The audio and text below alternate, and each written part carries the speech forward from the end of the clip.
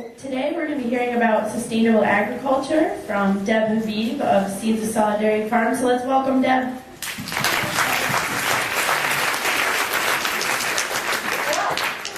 Can you hear me? Is this working? I have a little clippy clip on. Yeah? Great. So that's perfect. Thank you, Susie, so much.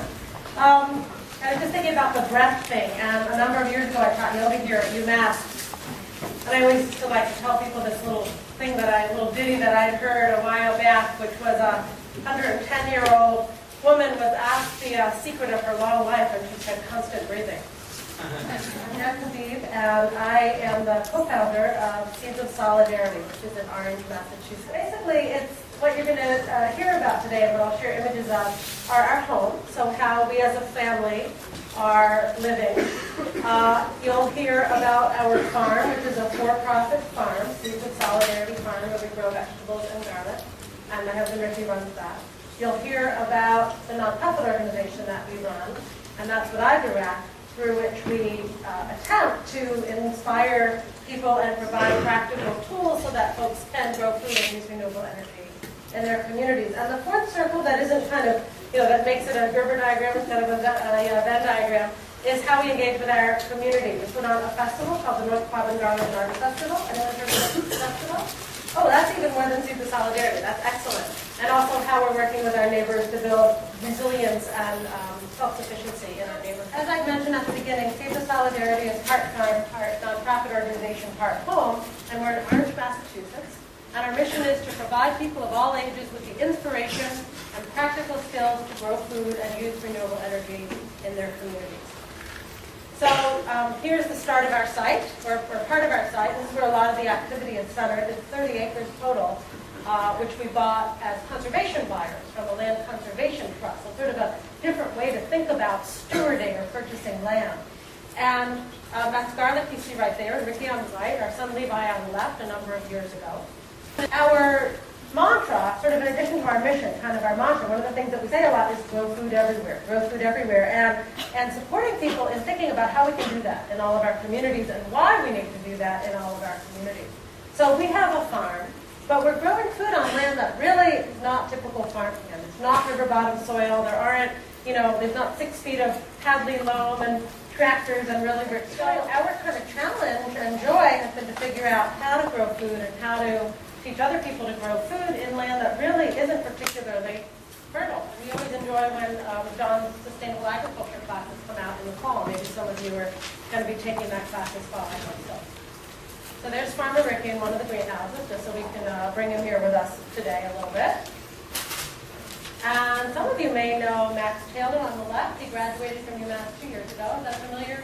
Hey, to anyone who worked in People's Market for a while? So he was one of our farm apprentices last year and the year before, and Casey Brawl, who was also an apprentice last year. And they are standing in one of 400-foot solar greenhouses or hoop houses, and we rely on those quite a lot to grow food in a northeast climate with minimal use of fossil fuels, because what happens is it enables you to really extend the growing season just with a simple bit of plastic. And on this one it's actually summer. The reason it's kind of shaded on top is because there's also shade cloth on there. But we grow a lot of salad greens, and we're able to grow them from the market from March through December, and eat all year long some of the colder hardy things like spinach. So this is a way of kind of growing more food in a northeast climate by the use of these solar hoop houses. We name the hoop houses after those who have inspired us. So there's a Mahatma Gandhi greenhouse with a, essential action. The list goes on, but we name our fields and greenhouses for those that inspire us. And I think, it relates to kind of what this class is about. Not only are we doing the work, but we have to think about what continues to inspire and nourish us, and who in history has done before us, and how we continue to honor them. So I mentioned that we're not on typical farmland. You can see it's like right in the middle of the woods. And what you see here are a model called raised beds. So basically our focus is on building the soil and making the soil really healthy and really revering and honoring the soil. One of the ways that we do that is through the use of these raised beds rather than running a tractor over and over the same soil, which compacts soil. There's a place for that on certain scale farms, but on the several acres that we have in cultivation, we're able to do this model. and it works really well for us. There's 1,000 different ways, 1,000,000 different ways to grow food, and everybody has to find the way that works for them.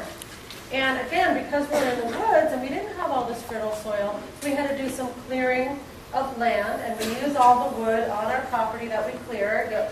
You know, should always have men in hard hats hugging at the end of a job. Very important to the sustainability of life. So we, have cleared some of the land, used that wood on the land, and then built up the soil over time. So an area that you just saw, that was just cleared, and the boards milled on site, which we then use, can become really fertile land with enough inputs of local manure and compost and mulches, and very importantly, what we call the cardboard method. We've laid down a lot of cardboard on land. And what happens is that the worms and microbial life love cardboard, and they're doing so essentially till that sod layer that's there. So you have a pretty low maintenance technique for opening up pieces of land, which is then also recycling of something, in this case cardboard. So this is an example of how to make kind of an Insta-garden. You can put cardboard down on a piece of land any time. And actually a really good time to do it is in the fall, because then by the spring it's fairly decomposed and you can just kind of push a little bit of the mushy cardboard that's left out of the way, put in a tomato or a cucumber or basil or zucchini or whatever, and the cardboard around it remains there as really good. But if you feel like, oh, I can't, I don't have the space, I don't have the rototiller, being able to put down, a nice like 4x8 piece of cardboard, dig some holes and stick up these seedlings in, makes growing food really feasible for a lot of people in a lot of different settings. And then we do another tour on the 24th. And sometimes people call and they say, should I just come and visit? And we get about 5 of those a week. So I can't respond or can I interview you for class or whatever? So I just can't respond to all those because I'm busy, raising money for the organization and doing talks like this and raising my family and cooking dinner and doing the laundry and all that stuff. But so what we started doing is Friday mornings. I'm trying to garden every Friday morning, and it's really good for me too because people think I spend a lot of time on the farm, but I actually do a lot of administrative stuff and program development and planning. So every Friday morning I'm trying to garden, and I invite people to just come and garden and talk about what we do at Seeds of Solidarity or questions about your own life or whatever you want to talk about. So know that that's an option too. And I am done and available to take any questions or comments.